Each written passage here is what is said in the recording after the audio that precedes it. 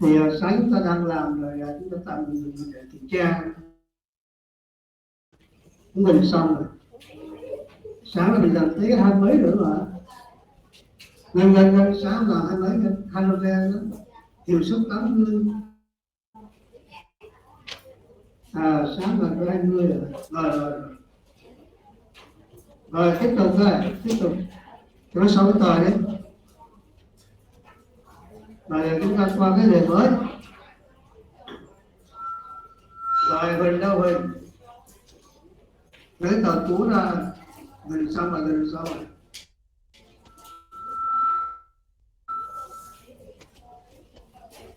Huỳnh là Huỳnh nhiên lên, nhiên luôn, nhiên lên sửa luôn. Rồi chân chủ ta qua đề mới. Và là sáng là mình sợ hết câu 20 rồi, đúng không? Sáng mình làm cái câu mấy? 30 rồi, hết 30 rồi phải không? Đúng rồi. Và là hết 30 rồi phải không? Đúng không, đúng không? Giờ kiếm này coi đúng chưa? Rồi và là nhiên làm tiếp từ 31 cho lên 31 tới 34. Và người cuối cùng 35 cho nó xong đi. Tôi nhắc lại nha, câu nào mà chưa đó, câu nào mà thấy chưa hiểu là phải nghe nhá, tại vì lần tới là đọc lại đó. Ai làm xong rồi qua đề mới, ai làm xong rồi mở cái đề mới sáng kiểm tra. Thì sáng nay ta có đề mới đó, kiểm tra cái này là cố gắng cái bài. Rồi người tiếp theo câu 30 găng cho nó xong cái đề mới đi. Rồi đây 35 còn câu cuối cùng.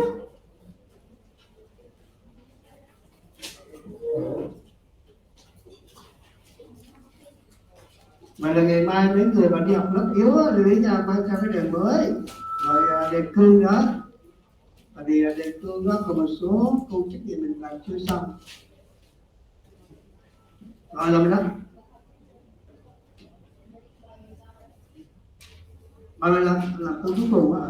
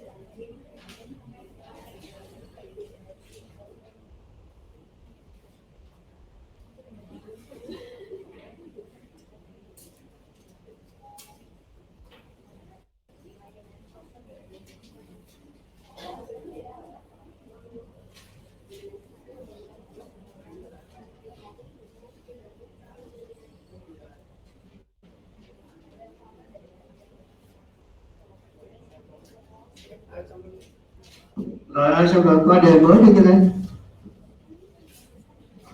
Rồi bây giờ tôi kiểm tra 31 này, kiểm tra 31 trên bảng này. Rồi thưa 31 tiếp tục. Là đề cũ xong rồi. Em đọc ra bấm của em 31. B. A là natriloru, B là NaOH. Rồi D đúng rồi. B 32. 32D HCl phản đường. Đúng rồi, 32D. Rồi 33. D 33D thì phân ống chảy. 34. Nồng độ phần trăm dung dịch HCl cái này dễ mà không? Rồi. Tiếp theo 35 hòa tan trong nước không có cái ghi phương trình. Em ghi cho anh HCl còn bằng đi chết. Đúng rồi, em tên Trinh hả? Không, anh HCl còn bằng đi chết. Nước nó chỉ là cái môi trường ta thôi, không có ghi phương trình. Nước chỉ là cái môi trường ta thôi nha, thương. Em ghi phương trình là NaCl cộng bằng đi chát, rồi KCl cộng bằng đi chát. Còn nước chỉ là cái môi trường để cho phản ứng xảy ra. Vậy là KCl đúng rồi đó, nó đúng rồi đó, anh là đúng rồi đó. Em lấy ghi là số mol đó nha Xuân. Lưới cho bao đây là lưới làm sao? Hòa tan hỗn hợp vào nước để được dung dịch. Thì dung dịch là muối. Dung dịch của mình là muối. Rồi muối đó tất phải bật đi chết phải không? Đó đúng rồi đó. Rồi bây giờ ta qua đề mới cái này. Vậy là 35 nó phải làm được rồi.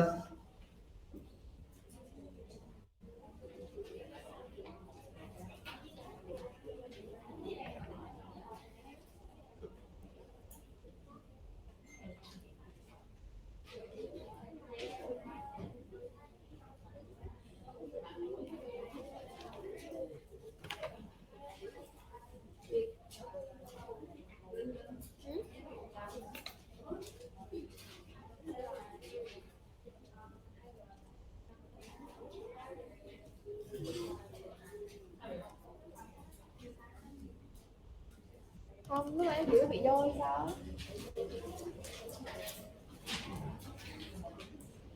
Không giờ được.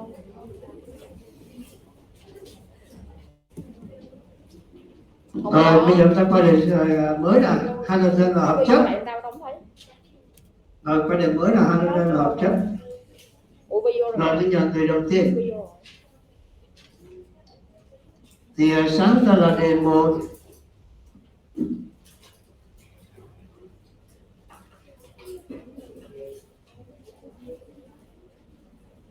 Sáng ra đề 1 từ câu 1 tới câu 14 phải không? Rồi đây là từ 1 tới 14 trước này. Rồi sáng là mình làm từ 1 tới 14 là đề 1 may. Rồi qua đề mới ạ. Rồi là cái là ở dưới em ghi về sửa cho lên nha. Ghi về sửa cho lên để chúng ta qua đề mới.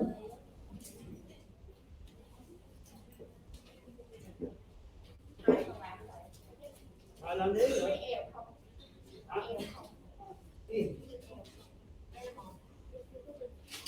Elephant hả? Elephant tức là nó có một tức là một cái ô với một. Rồi tạm thời để đi. Nhưng mà câu 2 đâu có làm. Câu 2 chọn để xuống đi. Câu 2 thì là còn xuống mà.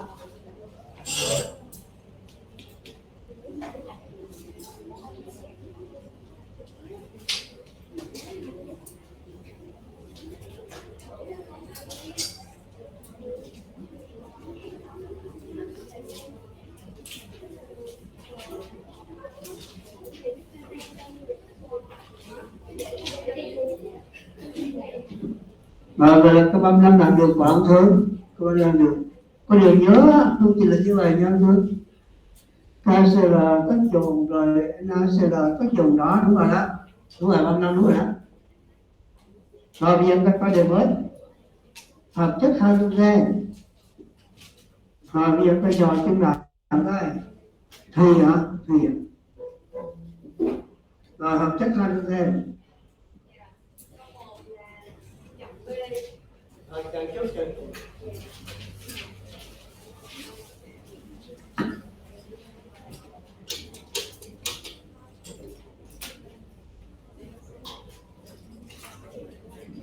Rồi câu 1 là B, đúng rồi. Câu 2 chúng ta không có làm phải không? Câu 2 bỏ. Rồi câu 3. Câu 3A, đúng rồi. 4A. 4A, rồi đúng rồi. Câu 5.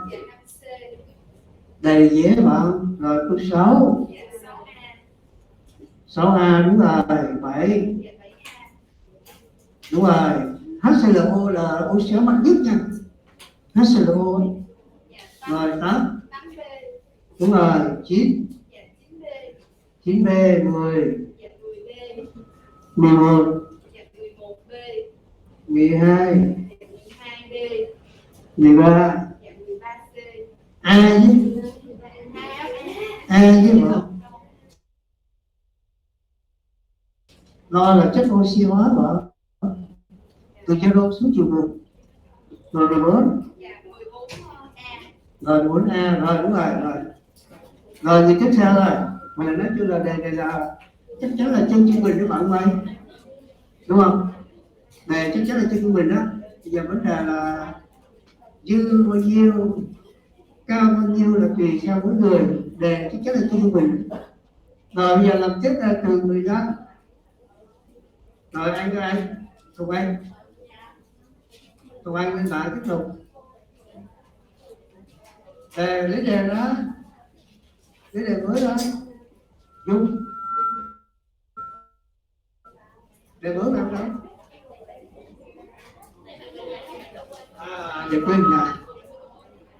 Đề quên nhà nó trả lời thôi. Rồi em ở dưới làm trước đi. Em làm trước đi nó mới lên làm. Em ở dưới coi trước đi nó lên làm rồi nó trả lời. Đúng rồi, làm tiếp theo 15 rồi. Em làm tiếp theo đi, lát nữa lên làm tiếp theo chung. Em làm tiếp từ 15.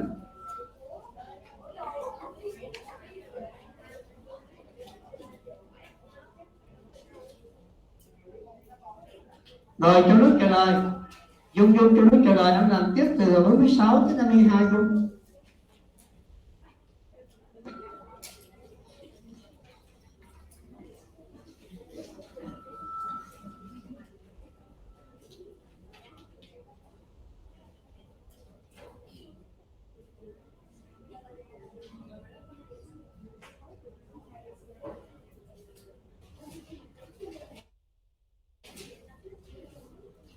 Rồi Dung lên luôn, là như này. Đừng ghi vô đề nhá, nó mới trả lời đề. Em làm tiếp từ 46 tới 52 là bên kia. Đúng rồi, bài toán giải nhé, bài toán giải. Rồi làm cái đó là xóa đi. Em làm tiếp từ 46, tại vì sáng đề một là từ 46.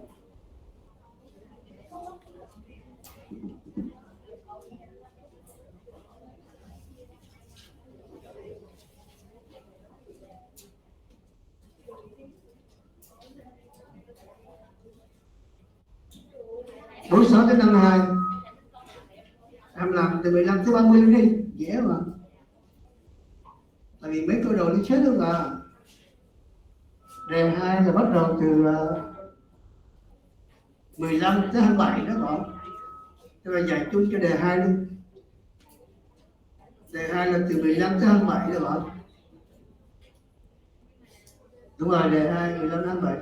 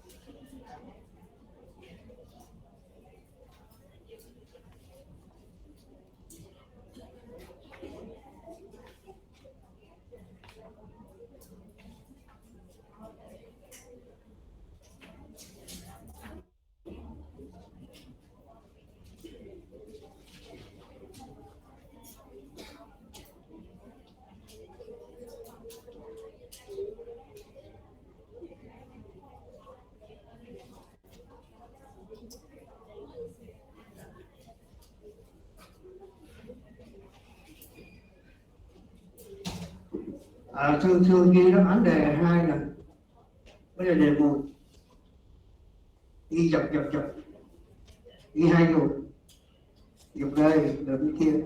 Đề 2 là từ 15, vì đây là đề 2 là đề 2 đây 15 đánh xuống. Rồi bên này lát nữa đến bên này 2 cột, anh lấy cho tôi từ 15 xuống tới 27 đây, bên đó là 15 tới 27. Rồi cái cột bên kia là từ 53 tới 59. Từ bên kia từ 53 tới 59 đó, đúng rồi, đó đề 2. Rồi đến các em kiểm tra đề 2 luôn nha. Đề 1 bây giờ được vào phần đầu đó.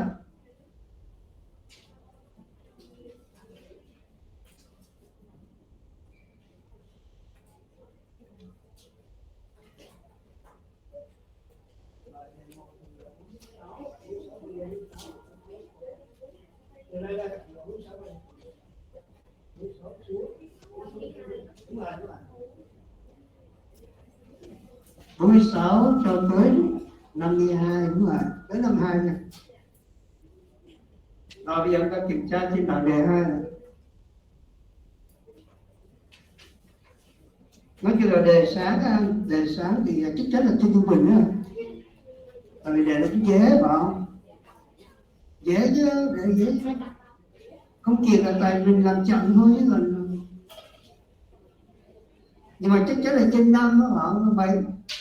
Nè, cái trên 5 này. Tại vì 20 câu mình làm 40 câu là 5 rồi. Đúng không? Làm 40 câu là 5 rồi. Nhưng mà thực tế nó làm 7 điểm trở lên đó, 7 điểm trở lên thì chết cú luôn. Rồi bây giờ chúng ta dò đề 2 nè. Rồi nhớ dò đề 2 rồi.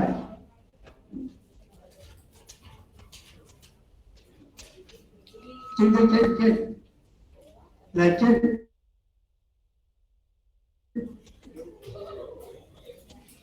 là trên rồi có 15 các hai bên đây có tiếng hóa học gần nhau vì 15 trong phòng thí nghiệm lo em đọc nói cho em coi, trong phòng thí nghiệm lo được điều chế C 15C. Rồi 16 theo chiều tăng dần trị nhân 16 B theo chiều tăng dần tích nhân thì khả năng ô xóa các halogen đi từ trên dưới cái ô xóa giảm dần phải không? Đúng không? Và là 16 là D. Ở dưới kiểm tra nha, đây là đáp án chấm điểm á. Với đề 2 là thì đây là đáp án chính thức về chấm điểm đó. Rồi 17 B luôn. Các halogen có tính chất hợp với nhau vì cùng E lớp về cùng chứ A chứ. Tính chất nào về giống nhau là do E lớp về cùng giống nhau phải không? Đúng không? Và là 17A phải không? Đúng không? Rồi 17A cũng là tiếp tục 18. B hả? C. C. Khi mở vòi nước, để kiểm tra tuần tới là khi mở vòi nước, nếu chú ý một chút sẽ phát hiện mùi là đó là do nước bé còn lưu giữ vết tích của thuốc sát trùng. Đó chính là clo, đó chính là clo. Và người ta giải thích khả năng diệt khuẩn là do ăn trồng cu lê phải không? C lo cái nước, đúng rồi, đúng. Và là 18 là câu C. Rồi 19 D 19D HCl có thể tham gia vào nước oxy cùng với vai trò chất khử, chất ô xóa môi trường. Rồi đúng rồi, tất cả đều đúng. 19D đúng rồi, cảm ơn đội số 19D đúng rồi. Rồi chốt hay chốt. Rồi tiếp tục thêm chút 20. Trong các chương lời sau đây, cái lời nào khi tác dụng với lo kén A. Rồi 21 Chất LCD được ứng dụng để chắn phim. Chắn phim thì trước tôi có nói là bạc luôn nhá. Các em search trên mạng nha, search trên mạng tra cứu thông tin để chắn phim là bạc luôn mua vào, đúng không? Và là 21C 22 nhận biết HKI do vào tinh bột B 23 giấy chất nào sau đây tác dụng HCl B rồi 24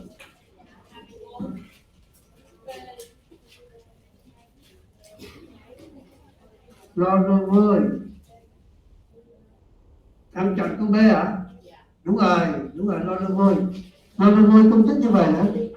Chloromoi và canxi nó kết hợp với lại hai gốc axit chloromoi nè, đây là bố hữu tà. Rồi vậy là 24 là cô B đó. 24 là cô B nhá. Kim loại gốc liên kết với hai gốc axit B nhá, 24B. Rồi tiếp tục 25 25B cho phản ứng nguyên tố lo từ dương đông xuống chiều 1 chất oxy hóa vào bị khử B 25B 26.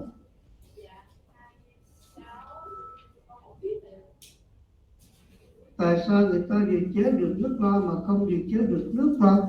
Vì ép cái mặt nó nổ ngay khi mà tiếp xúc với nước này. Đó, vậy là C phải, đúng không? Đây là phi kim nước mặn, và 26C 26C nhá, nó chế như tiếp xúc với nước rồi. 26C nhá, vì ép mặn lắm. 27 chất nào sau đây có độ tan tốt? D cũng là ADS tan. Đặc biệt AD cộng tạo kết tụ với các ion kim loại, nhưng mà đối với là F là tan D. 27D 28 đúng rồi, hồ tinh bột iốt để nhận dạng iốt hồ tinh bột. 29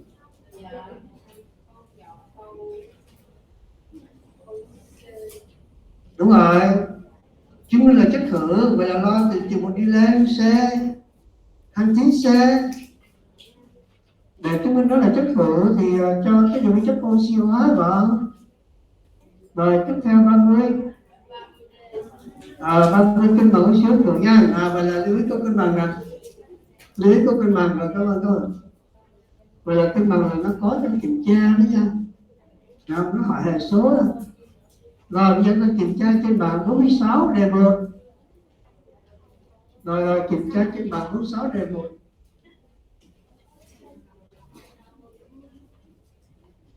Rồi đây, anh em dò trong đó 46 thôi, sáng mới là kiểm tra.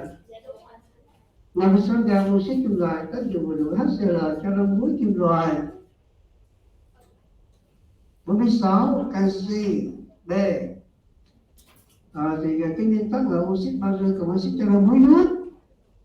Được. Rồi 47 dế vào cân bằng oxy hóa khử, đúng rồi, cân bằng nha, nghĩa là có 10 bài toán,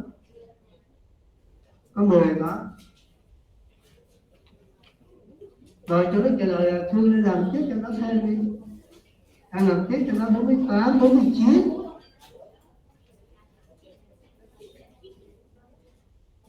Rồi số này rồi nếu anh chưa làm xong bài tập kiểm tra trên bảng kìa.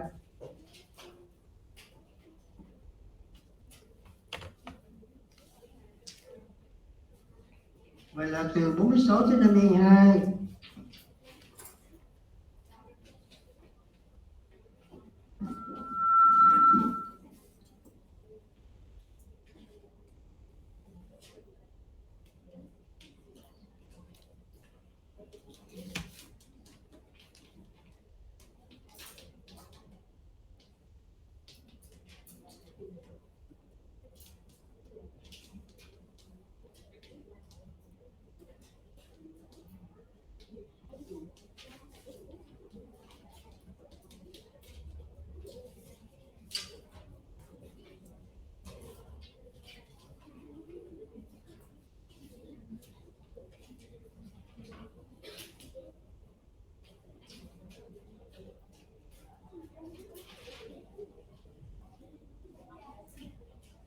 cơ vậy là 8 rưỡi rồi.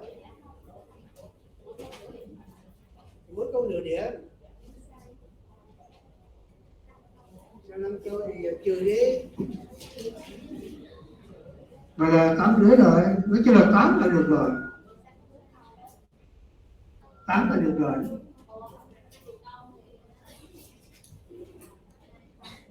8 là mừng lắm rồi đúng không? Với câu nửa điểm. Rồi sai 5 câu là được rồi. Chấp nhận sai 5 câu. Mà cần tới kiểm tra một tiết cũng vậy gì? Chấp nhận bỏ 4 câu đi. Bỏ. Thì 4 câu không ba ba à. 30 câu, 30 câu. 30 câu vậy là 4 câu không ba ba. Thì mình sai 4 câu hay là 5 câu chẳng sao hết. Mất điểm rưỡi đâu sao đâu, mình đâu phải là giỏi đâu. Nói chung là 8 trở lên là yêu cầu. Rồi ai mà chưa làm xong kiểm tra trên bảng kìa. Cân bằng mẫu số thử nha. Đúng rồi đó. Rồi đủ rồi. Cân bằng mẫu số thử đúng rồi. Bây giờ sáng làm được về đấy gì? Sáng làm đề mấy? Nhưng mà đại là tuần là sẽ gặp cô đề tuần tới.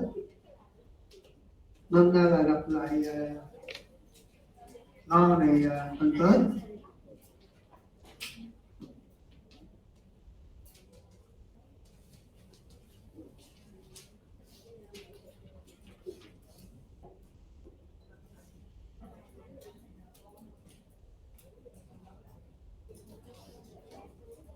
Sai mấy câu?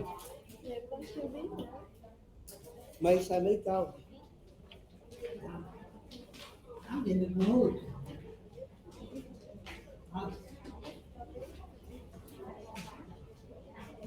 Sai ba câu à?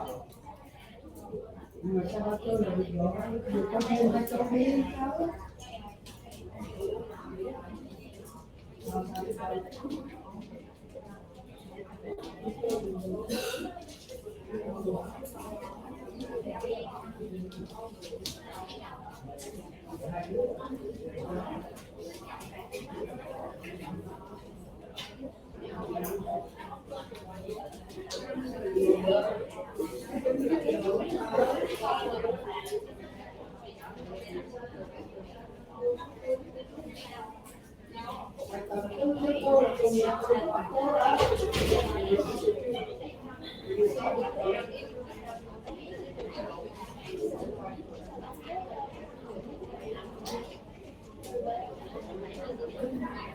Sau giờ.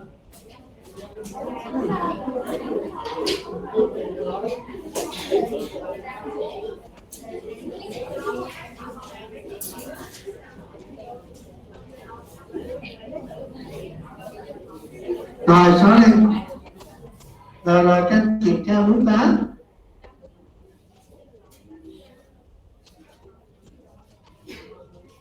Rồi 48 vé bỏ 48 vé.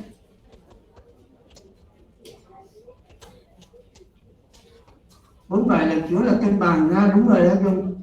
Em là chung mà. 47 là chữ là cân bằng, là hết số môn vào.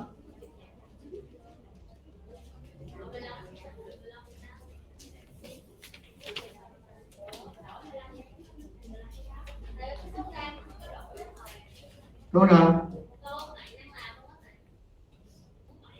47 15,8 sửa đề 15,8 sửa đề đó. Rồi 15,8 kia đi. 15,8 đúng rồi tôi kêu sửa đề. 47 là 15,8 tại vì 14,2 là lẻ. Bây giờ không một. Đúng rồi sửa đề. Tại vì sáng thì tôi có sửa cái đề này chút xíu. 15,8 vậy là 01 vào 05 2055 đúng rồi. Rồi bấm máy lại 01. Rồi bấm lại lo.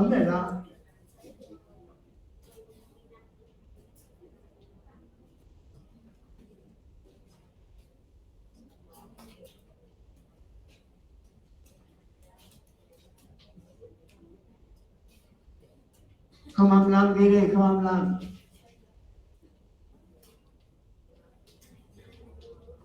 Vậy là câu này là năm thứ 6 là câu B, phải không? Anh em ghi đáp án cho nó câu B. B. Rồi 48 kìa. 48 ghi đáp án ra thương. Đáp án 48 ghi đáp án ra. Thể tích HCl. Vậy là 48B. 48B. Rồi, dung về 48 có người làm rồi. Rồi bây giờ đó, hãy về coi lại nhé. Ai chưa làm được theo dõi trên mạng kìa.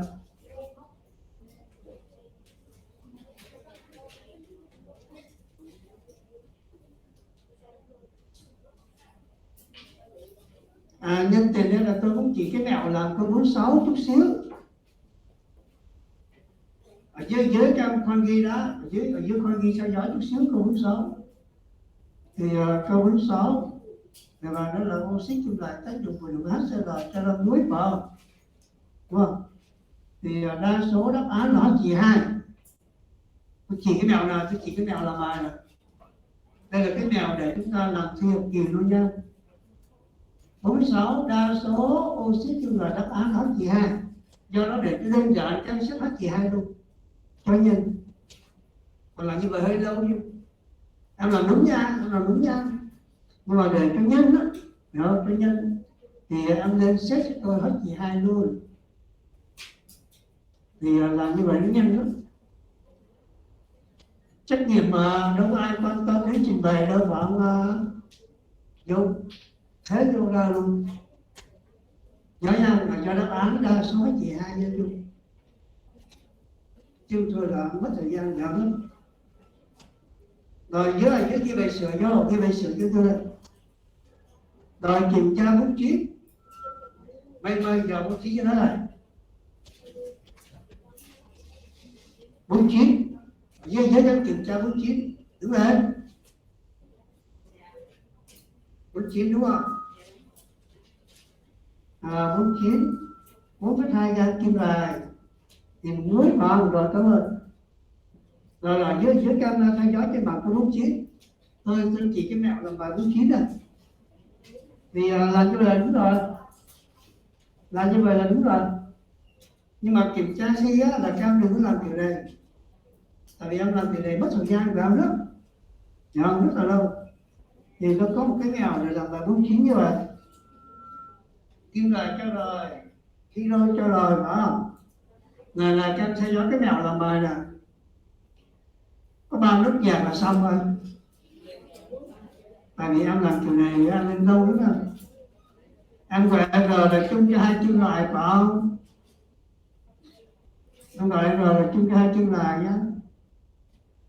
Thì cái câu bút chip này hai kim loại đều H2 ở dưới theo dõi nào đều là H2.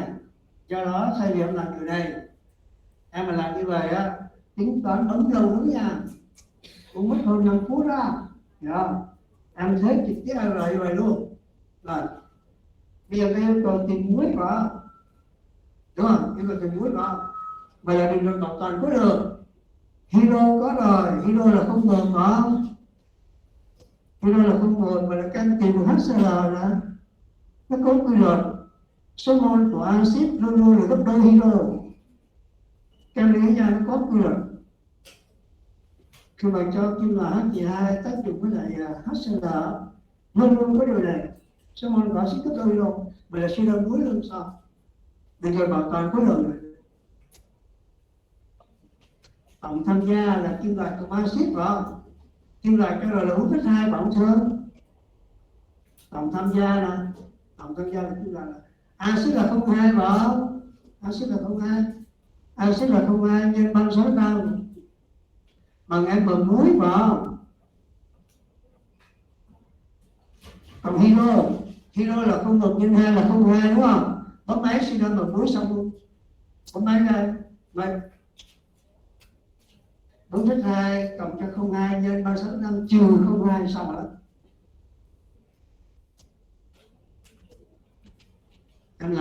hai chồng là sao nó xuống.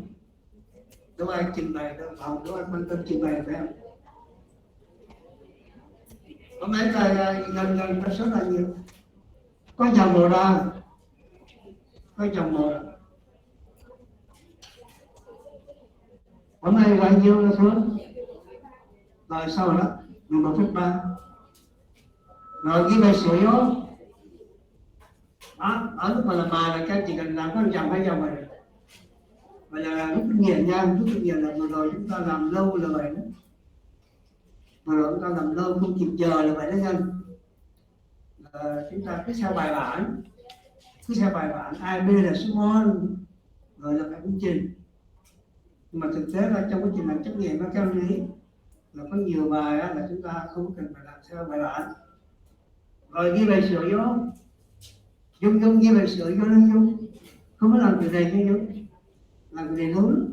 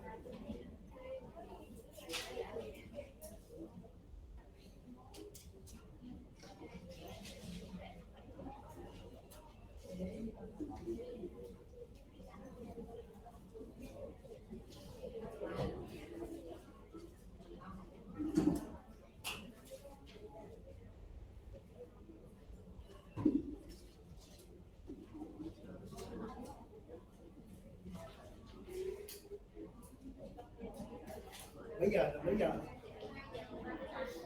Hết giờ chưa? Rồi thôi rồi thì sao làm tiếp rồi thế này. Mà lần mai mấy đứa học yếu mang theo nha. Mai đứa học yếu mang theo.